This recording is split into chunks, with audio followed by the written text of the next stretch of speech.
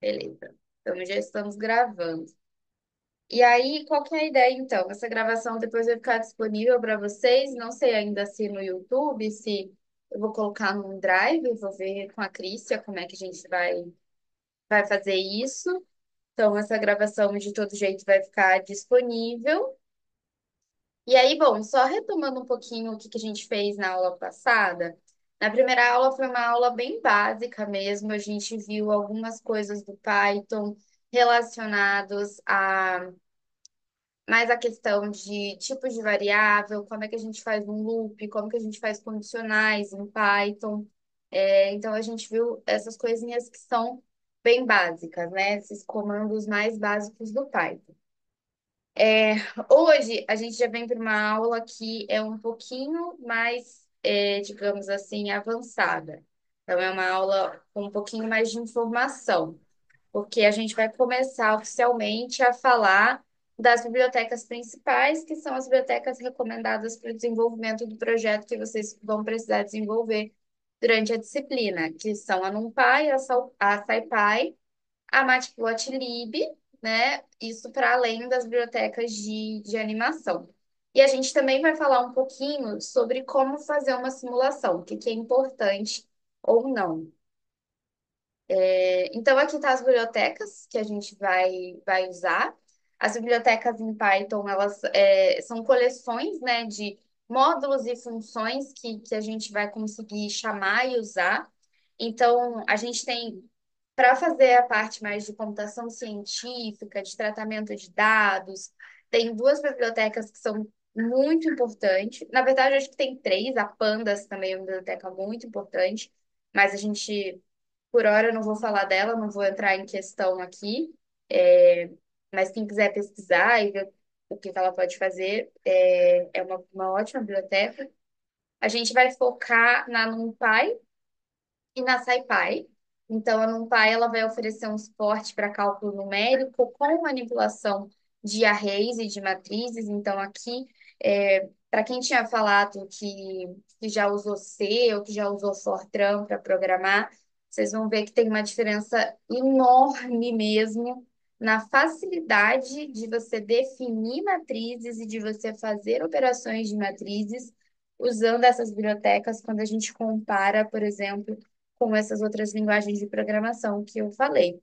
Em especial, elas não costumam ser tão rápidas, porque inclusive uma das vantagens de se usar o Fortran para fazer cálculo matricial é a rapidez com que ele faz isso, né? Então, esse sempre é o argumento de por que que a gente ainda aprende Fortran.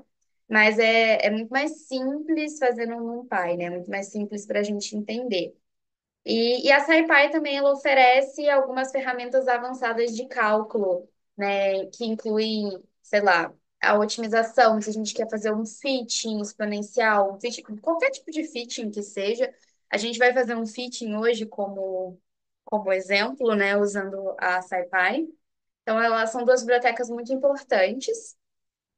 A Matplotlib, que é uma biblioteca central na hora da gente fazer gráficos, fazer visualizações, e aí tem duas bibliotecas que por hoje a gente ainda não vai usar, a gente vai começar a usar elas na semana que vem, que são as bibliotecas mesmo de animação. Então vai ter, na verdade, a Animation ela não é uma biblioteca, ela faz parte, né? Ela é um módulo da Matplotlib e a Pygame, que é realmente uma biblioteca. Então, mais ou menos isso que a gente vai fazer.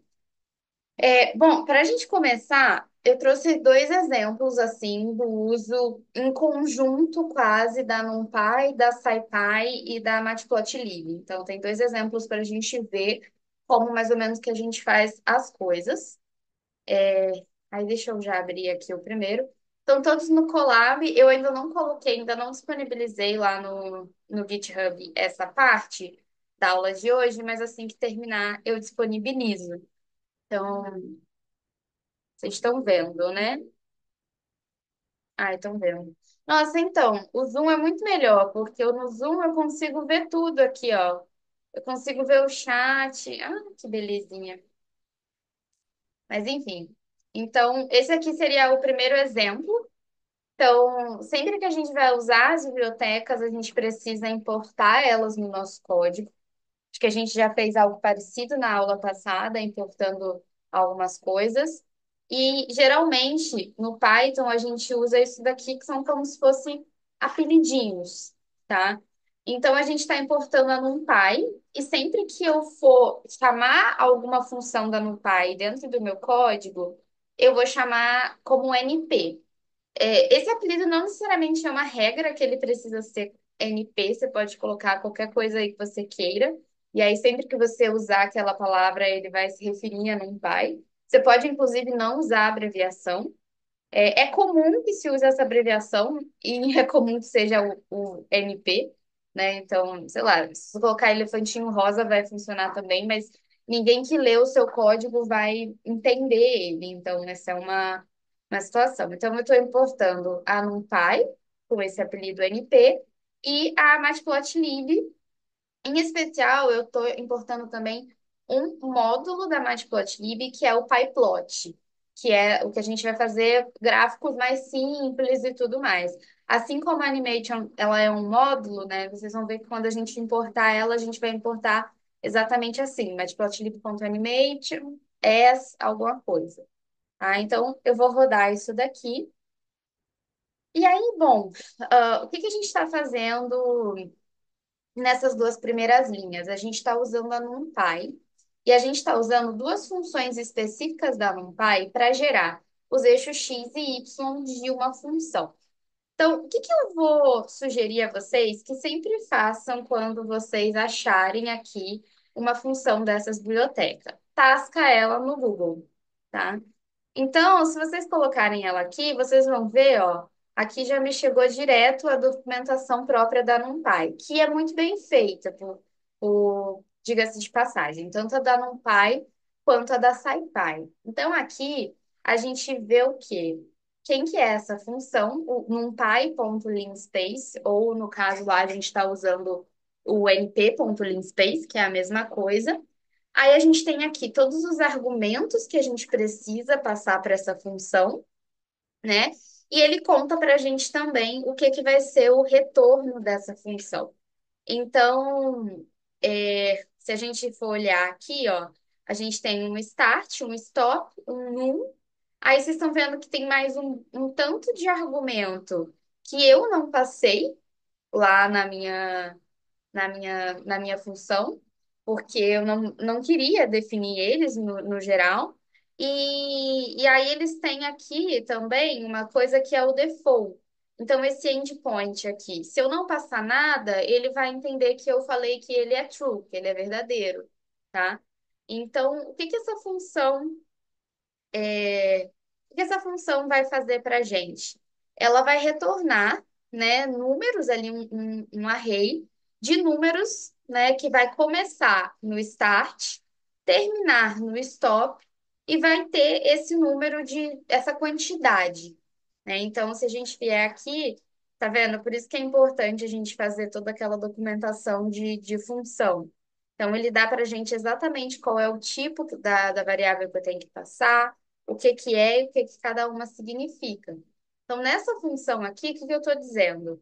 Que eu quero começar, que eu quero que esse x, ele comece do zero, ele termine no 10 e que tenham 100 divisões, que tenham 100 números, tá? Então, se eu fizer isso aqui, se eu printar o x, é exatamente isso que vocês vão ver, né? Então, ó, são 100 divisões aqui, começou no zero e terminou lá no 10. É isso que essa função está fazendo para gente, beleza? Bom, e aí a outra função, então, isso eu tô criando o meu eixo x de uma determinada função. O que que essa outra função aqui, ela está fazendo para mim? Não sei. Vamos lá, olhar. Então, o que que eu faço aqui? Peguei isso e eu vou jogar aqui, tá? Então, eu vou cair direto na documentação, tá? De novo, ele está dando para a gente todos os argumentos que a gente quer aqui, tá bom? Ele está dando os argumentos e está falando o que que a função vai fazer. Então, ele vai gerar os valores trigonométricos da função seno para um determinado elemento que eu estou passando, tá? Então, aqui eu estou calculando o seno de x. Quem que é x? é o próprio vetor que eu acabei de definir. Gente, vocês estão ouvindo barulho de obra? Ou o Zoom tá? Não, desculpa, eu não ouvi.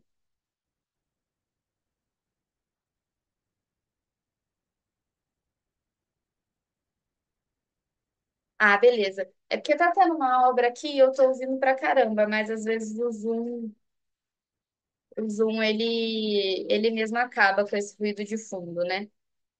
Então, se eu printar o y, ele vai me dar os valores, né, do seno de x, da função senoidal. Então, para cada elemento de x, eu vou ter o valor do seno, tá? Então, é isso que essa função está me fazendo. Eu passo um elemento para ela e ela me calcula o seno. Se for um vetor de elementos, ela vai me dar também um vetor, né? Porque se vocês olharem aqui, ó. A NumPy é isso, a gente está falando de elementos matriciais ou elementos de vetor. Então, eu posso, por exemplo, fazer o seguinte, ó. Se eu printar o x na posição 1, será que... Eu não lembro se é assim mesmo a sintaxe, mas acho que é. Tá vendo? Ele vai me dar um vetor só. Se eu printar a partir de um valor também, eu posso toda vez fazer esse fatiamento. Então, se eu passo para a função seno de x um valor, ele me retorna um valor. Se eu passo um vetor, ele também vai me passar um vetor. E aí, finalmente, a gente vai para a parte de plotar esse gráfico. Então, a gente sempre define aqui um tamanho de figura, e aí aqui a gente está usando, tá vendo, o apelidinho da PyPlot. Então, PLT Figure, aí eu passo o tamanho da figura que eu quero. E aí a gente, quem plota de verdade, né, onde está mesmo meus argumentos, é aqui. É esse plt.plot. Então eu estou plotando x por y, eu estou colocando uma legenda, né, que é esse seno de x. Eu poderia fazer outras coisas, por exemplo, eu poderia colocar color, que aí eu vou definir exatamente as cores. Tem C1 aqui, a Matplotlib, ela aceita esses códigos, e aí vocês podem olhar na referência, mas ela também aceita o RGB. Então, se vocês quiserem colocar um RGB direto aqui de uma cor que vocês queiram, pode fazer isso, né? Aí eu tô dando o título do meu gráfico, que título é uma coisa muito importante. Título de gráfico e título de legenda de X e eixo Y. Então, quando vocês forem fazer plotar gráficos na simulação de vocês, que vocês vão apresentar, tem que lembrar de colocar essas coisas. Esse grid true aqui é uma coisa que eu acho muito interessante, que é ele fornece essa gradezinha aqui atrás do gráfico, que é interessante para gente. Eu acho que é interessante para a gente conseguir localizar, né? E esse legend é o que vai colocar essa legenda que vocês estão vendo aqui. Eu poderia, inclusive, mudar, sabe? Eu poderia colocar legend upper left, né? Tem tudo isso. E como é que eu sei como que eu mudo isso, Júlia? De novo, se você vier aqui, se você procurar, ele vai aparecer aqui. A documentação da Matplotlib também é ótima, né? E aí ele vai te mostrar exatamente o que que você pode colocar, como você pode colocar, tá? Então a gente vai sempre usar como recurso essa documentação. Então, vou plotar aqui, já estava plotado, mas provavelmente ele mudou a cor, né? Então ele foi para uma outra cor. A gente pode colocar também mudança aqui de formato dessa linha, né? A gente pode colocar pontinhos, a gente pode colocar a espessura da linha, então tudo isso vai estar aqui se a gente olhar, por exemplo, como é que é a plt.plot, tá? E aí tem um recurso também que a gente sempre pode pedir, né? E aí seria um bom recurso do chat GPT, que é assim, caraca, chat GPT, eu não tô conseguindo achar como que eu faço para poder mudar o tamanho de uma linha. Então, isso é roubar muito? Não é roubar muito, né? Então, a gente pode vir aqui no chat GPT e a gente pode fazer assim, ó. Como eu faço para aumentar o tamanho da linha nesse código. E aí ele vai responder pra gente bonitinho. E olha como ele faz uma coisa interessante, que aí eu sempre recomendo que vocês façam, que é ler o que ele está falando, né? Então, para aumentar a espessura da linha de um gráfico, usando o plt.plot, você pode usar o argumento line_width. E aqui tem a abreviação LW. Então, ele vai te devolver o código aqui. Então, assim, por que que eu digo que isso não é roubar muito? Porque repara que vocês já sabem o que, que tem que fazer, né? O ideal é o plot, né? Você fazer o plot. Então, você aumentar a espessura de uma linha usando o recurso do ChatGPT, vocês não estão roubando. Então, isso daí a gente ainda permite fazer, e é uma coisa que eu até aconselho, tá? Então, é interessante fazer isso. E aí, um outro uso também que eu acho legal do ChatGPT é ele ajudar a gente a entender o que está dando errado num código. Então, você pensou lá completamente na qual que seria a lógica do seu código, o que, aquele algoritmo deveria fazer. Você implementou e está dando um negócio esquisito, está dando uma saída que não está dando certo. Você pode pedir de ajuda, copiar o seu pedaço de código lá e falar assim, olha, o que está errado aqui? Porque às vezes não é algo na lógica que a gente pensou, e sim na forma como a gente implementou. Então, esse é um outro uso do chat GPT que eu também acho que é justo, né? Então, aí agora então eu vou passar para o segundo exemplo. E aí, nesse segundo exemplo, eu acho que eu até tenho uma. Isso, tenho mesmo. Eu falei que eu sempre ia deixar as funções, quando eu fizesse funções, comentadas com a documentação. Então, essa daqui eu não fiz de propósito, porque eu pensei da gente tentar fazer junto, né? Para como se fosse um exercício mesmo de aula. Então, aqui uma outra coisa que eu trouxe. Uma outra maneira de importar coisas, porque é isso, tem várias maneiras de importar essas bibliotecas. Você pode importar a biblioteca inteira, como eu estou fazendo quando eu digo NumPy NP. Você pode importar um módulo inteiro dessa biblioteca, ou seja, todas as funções que pertencem ao módulo PyPlot. Ou você pode importar desse jeito, desse terceiro jeito que eu estou mostrando, que é o scipy.optimize, que é então o quê? O Optimize é um módulo da SciPy. Eu quero importar só essa função. Eu não vou usar as outras, eu quero importar apenas essa, tá? É uma terceira forma de fazer isso também. Então, aqui a gente vai usar o SciPy nesse segundo exemplo, que a gente vai fazer uma coisa interessante. O que que eu estou fazendo aqui? Eu vou deixar essa daqui para a gente comentar depois, esse módulo, mas eu estou gerando dados para a gente fitar, tá? E que tipo de dados que eu estou gerando? Basicamente, eu estou gerando dados para a gente tentar fitar com uma linha reta, né? Com uma função linear, tá? Só que se eu só gerasse os dados a partir de uma função linear, esse fitting seria muito bonitinho, muito certinho. Então, o que que eu estou fazendo? Eu estou introduzindo ruído nesses dados que eu estou gerando. Então, para isso, eu estou usando essa np.random, que é para gerar ruído aleatório. Isso aqui é uma coisa que geralmente a gente faz, a gente coloca uma semente, uma seed específica, né, para ele gerar a partir dessa seed. Então, para a gente tentar fazer com que isso seja mais reprodutível, a gente geralmente coloca uma semente. E aí, olha só, o que que eu estou gerando aqui? De novo, eu estou gerando um valor de x aqui do meu eixo x, usando o linspace, né? Que é aquela mesma função que a gente gerou antes. Então, o linspace, ele é muito interessante, por exemplo, para a gente gerar o elemento temporal do nosso eixo. Se a gente quer 10 segundos, a gente pode fazer, gera de 0 a 10 com 10 divisões, uma por segundo, né? Então, ele é um recurso que a gente provavelmente vai usar muito na parte de simulação. Então, aqui, de novo, eu estou gerando a mesma coisa, ó, eu tenho de 0 a 10 com 100 divisões. É...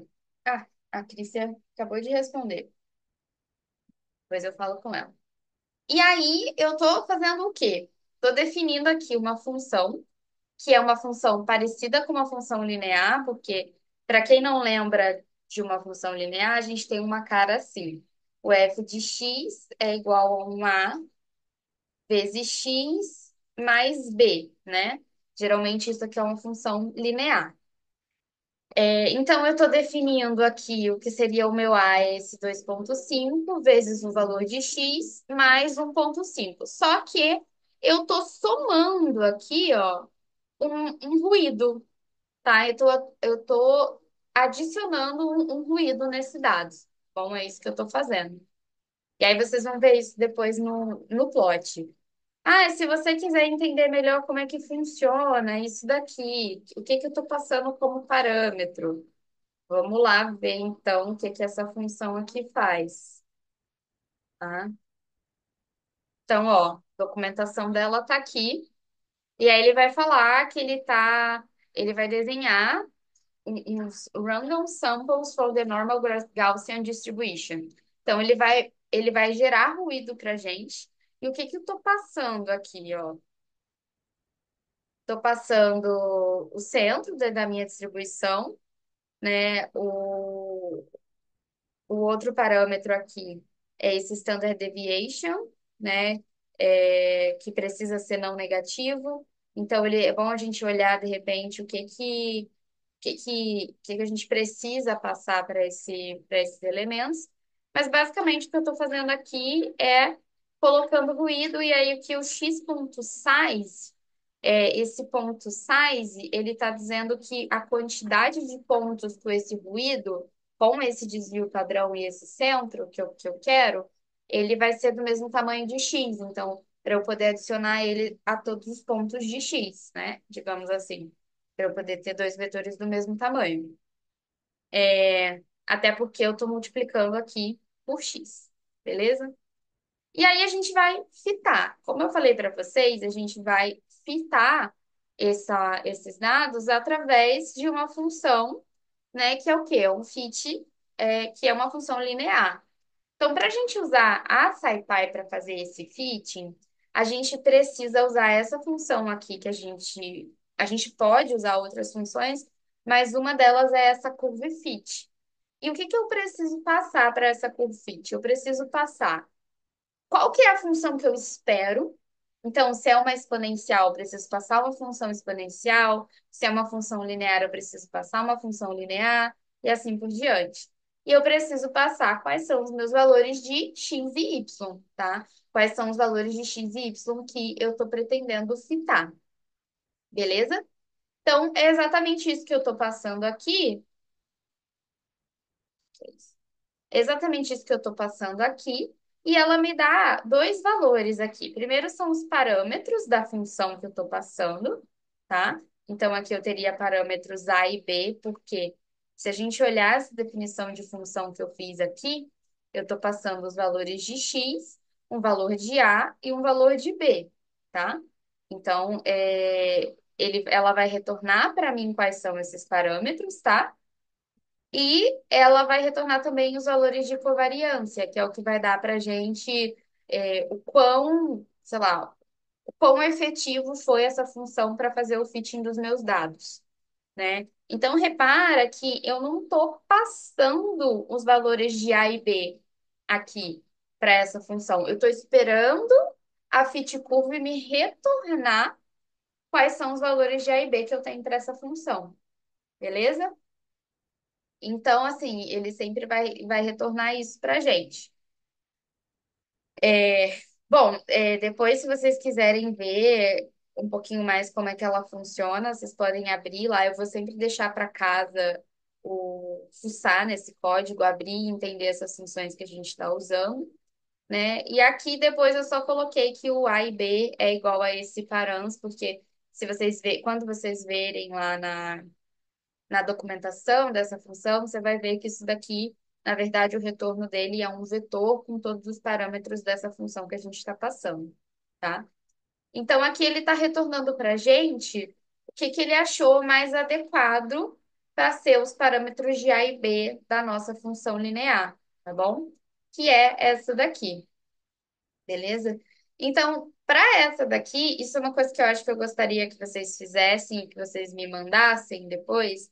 Pode mandar lá pelo grupo mesmo, ou se vocês quiserem me mandar no e-mail, é que vocês pegassem essa função aqui e fizessem a documentação dela, né? Fizessem. É uma função bem simples, então vocês não devem ter nenhum tipo de trabalho para documentar.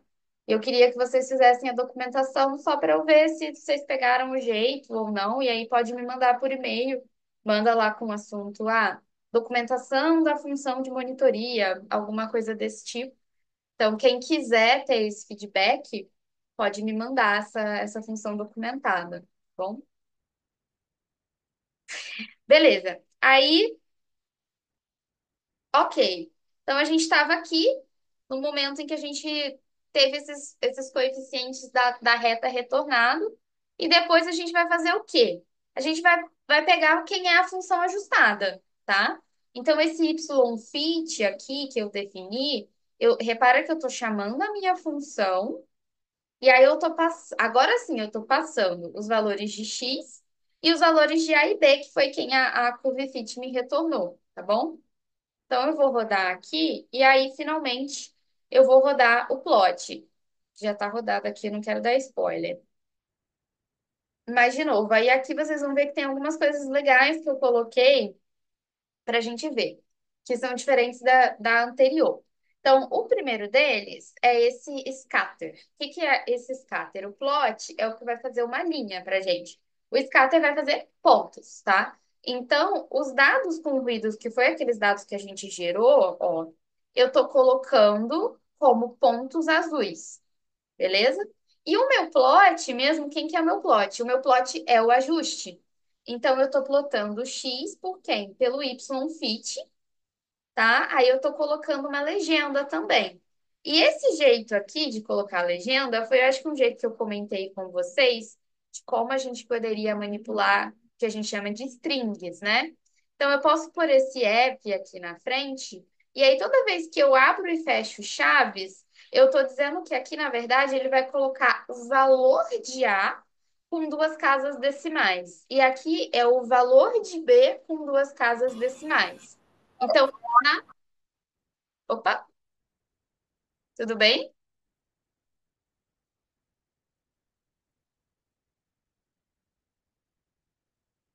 Você queria perguntar alguma coisa ou foi só vazou áudio?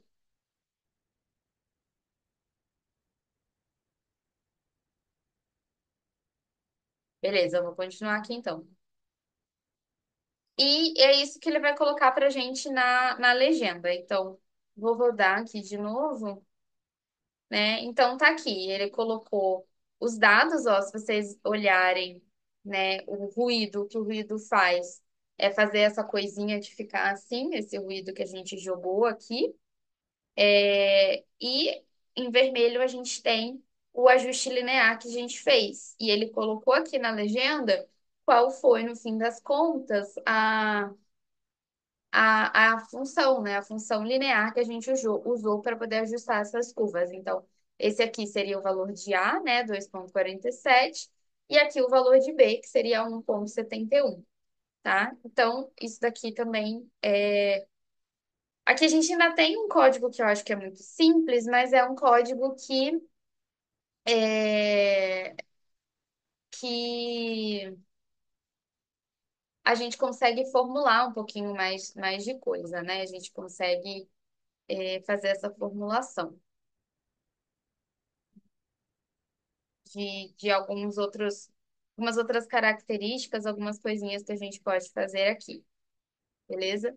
Então, ficou alguma dúvida, gente? Vocês querem perguntar alguma coisa até agora?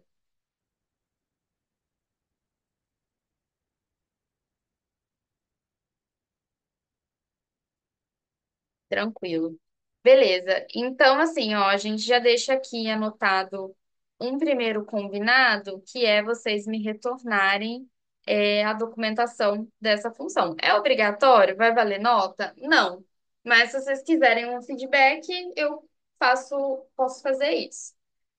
Gente, como eu estou usando aqui um link do Meet, que não foi o criado pela Crícia, né? Foi o que eu criei.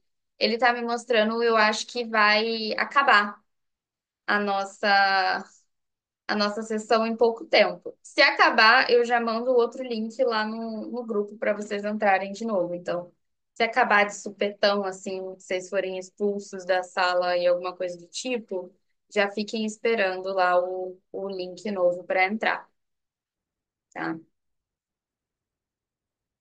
É, bom, aí o que a gente faria então depois disso aqui, depois desse primeiro exemplo, é a gente começar a conversar mesmo sobre o que que são simulações, né? Então, o que que significa simular um sistema? Significa a gente tentar entender um pouquinho daquele sistema através de um código, usando um código ali para poder ajudar a gente. Então, tem algumas etapas no processo de simulação. O primeiro deles é entender qual é o nosso sistema. O que que é o sistema? No geral, é o que que a gente está observando, né? Se a gente está vendo, por exemplo, um carro passando numa estrada, ou se a gente está vendo uma maçã caindo. Então, é observar isso e observar quais são as forças, né? O que está atuando sobre esse sistema? Quais são as características que vão poder modificar esse sistema ou não? Aí, a partir daí, para a gente fazer uma simulação, a gente precisa fazer o quê? Uma abstração ou uma simplificação. Então, aqui a gente tem a vaquinha, é o nosso sistema real, a gente vai simplificar ela para uma vaca esférica no vácuo, tá? Então a gente vai pegar sei lá, uma forma que a gente conhece, a gente vai colocar isso dentro do vácuo, que não vai ter tantas interações. Então a gente vai simplificar esse sistema de uma maneira que a gente consiga descrever ele de maneira mais simples. E aí a gente vai simular, né? A gente implementa isso e a partir do momento que a gente implementa, a gente vai fazer uma predição, a gente vai fazer uma simulação de como que aquele sistema deveria se comportar. E, em contramão disso, o que a gente pode fazer é, ao mesmo tempo que a gente faz essa simulação, a gente pode coletar dados do nosso sistema real, quando possível, e tentar fazer uma validação entre o que a gente simulou e o que a gente observa na vida real. Então, isso é uma forma de validar a nossa simulação, tá? Mas é sempre assim, a gente sempre primeiro abstrai, tá? E depois a gente tenta construir um sistema em cima dessa abstração que a gente fez. Então, ó, tá me dizendo aqui que eu tenho menos de 1 minuto de